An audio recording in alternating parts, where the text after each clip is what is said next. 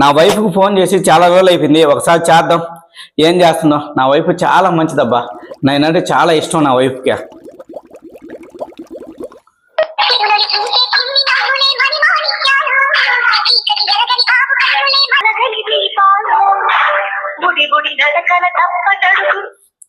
Hello wife, బాగున్నావా?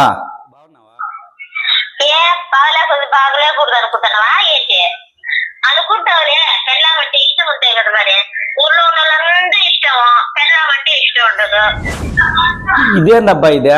నేను బాగున్నావా అని ఫోన్ చేసి అడగదామని తెలుసుకుందామని ఫోన్ చేశానబ్బా.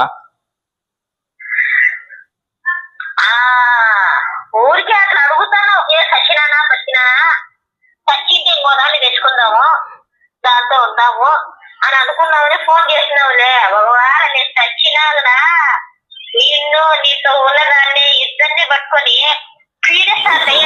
అనుకుంటున్నావు. అమ్మ తోడు నా మనసులో నువ్వు తప్ప ఇంకెవరు లేదబ్బా. అయినా అలాంటి ఆలోచన నీకెందుకు వస్తుందబ్బా? నేను ఏం మాట్లాడుతున్నాను, నువ్వేం మాట్లాడుతున్నావు? చెప్పబ్బా. నీలో ఉండే ఫీలింగ్ బట్టి నేను చెప్పగలనబ్బా. నీతో నేను నాకు పెళ్ళి 5 ఏళ్ళు అవుతుంది. ఈ 5 ఏళ్ళ నుంచి నీ గురించి తెలుసుని, నీ గురించి తెలుసుకున్నంతగా ఇది ఎవరు తెలుసుకోండారు. కాబట్టి ఆ ఉద్దేశంతోనే చెప్తాను నీకు నేను. అలా కాదబ్బా, నేనేం మాట్లాడాను? హలో వైఫ్ బాగున్నావా అని ఫోన్ చేశాను. అలా కూడా మాట్లాడకూడదా నీతో? చెప్పు, నువ్వు మాట్లాడకూడదని చెప్పు. మాట్లాడను మాట్లాడకూడదనే ఈ రంపంతో పెట్టుకుంటారు. నీ గురించి నాతో మాట్లాడకూడదు, దీన్ని మాట్లాడించేదానికన్నా ఇంకో దీంతో ఒకసారి పెట్టుకుంటే బ్రేక్ అయిపోతుంది. మరి నేను మాట్లాడే వాళ్ళతో మాట్లాడుకోవచ్చు అనేది ఫీలింగ్ నాకు తెలియదే. అబ్బా, నీతో ఏగేదే కష్టంగా ఉంది, మళ్ళీ ఇంకోదంటే చాలా కష్టం అబ్బా. ఎవరికైనా ఈ రోజుల్లో ఒక వైపుతో ఏగేదే కష్టం అయితే 2 వైపులు ఏగేదంటే అది చాలా పాజిబుల్. ఆ పాజిబిలిటీ చాలా బాగుంటుంది.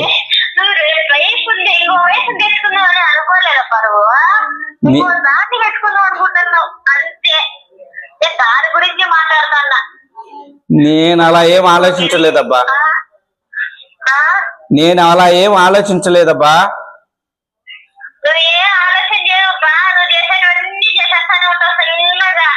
నేనేం చెప్పినా నీకు చెప్పే చేస్తున్నానబ్బా.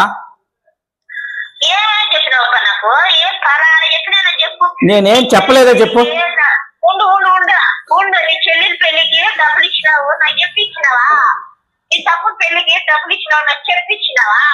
అన్ని నేను చెప్పినావు నువ్వా? అది మీ నాయనకు ఎవరు చెప్పు, అన్ని చెప్తావు. నాకు చెప్పినావు నువ్వా? అలా కాదబ్బా, నేను వాళ్ళకి నా చెల్లెలి పెళ్లికి ఎంత ఇచ్చానంటే ముష్టి ₹1,00,000 ఇచ్చా. అది నీకు తెలిస్తే నీకు చాలా చీప్ అవుతుంది అని చెప్పి నేను చెప్పలేదబ్బా.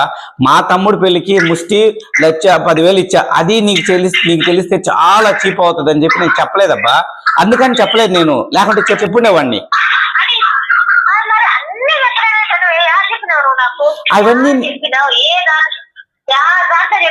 షెడ్ కట్టించుకుంటుంది, అదే 1,50,000 పెట్టి లోన్ పెట్టుకొని షెడ్ కట్టించి ఇల్లు కట్టించి నాకు ఏమైనా చెప్పినావు? నువ్వేమన్నా ఇల్లు కట్టిస్తానబ్బా అని ఏమన్నా చెప్పినావా? పెళ్ళా మనసులో ఉంటే కదా నీకు. ఊళ్ళో వాళ్ళందరూ కావాల, పెళ్ళా ఒక్క అవసరంలే. నా మనసంతా నువ్వే ఉండవబ్బా, చూసుకో, కావాలంటే ఇప్పుడు చూపిస్తా. అయ్యో, ఇప్పుడు చూపించినా మీ వాళ్ళే ఉంటారు కానీ అలా నేనున్నానబ్బా. అది ఒకప్పుడు, ఇప్పుడు కాదు. నువ్వు అలా అంటే ఎలా అబ్బా చెప్పు? ఎంతైనా నా బంగారం కదా నువ్వు. సాధించి నీకు చెప్పకుండా ఏది చేయలేబ్బా. అట్లా అంటావు, చేసేటువంటి చేస్తావు చిన్నగా. నీ గురించి తీసి చేయని అనుభవించి చాలా ఎక్కిందబ్బా నీతో నాకు. ఇప్పుడు కూడా ఎందుకు ఫోన్ చేస్తావంటే ఏమి ఉందా పోయిందా అని ఫోన్ చేస్తావు. అది నువ్వు అలా మాట్లాడకూడదబ్బా. నువ్వంటే నాకు చాలా ఇష్టం అబ్బా, అందుకే ఫోన్ చేసింది నీకు. అవునవునవునబ్బు, నువ్వంటే చాలా ఇష్టం. ఎంత ప్రేమ అంటే ప్రతి పండగ రానివు, ప్రతి పబ్బం రానివు. అయ్యా నా పిల్ల వాడు దూరంగా ఉందే, బిడ్డలు పట్టుకొని ఉందే, నా పిల్లని ఏం చేస్తాందో ఏమో, ఏం తింటాందో ఏమో, వాళ్ళ అమ్మ ఇంట్లో ఉంది కదా అని ఆలోచన చేసినావేంటి?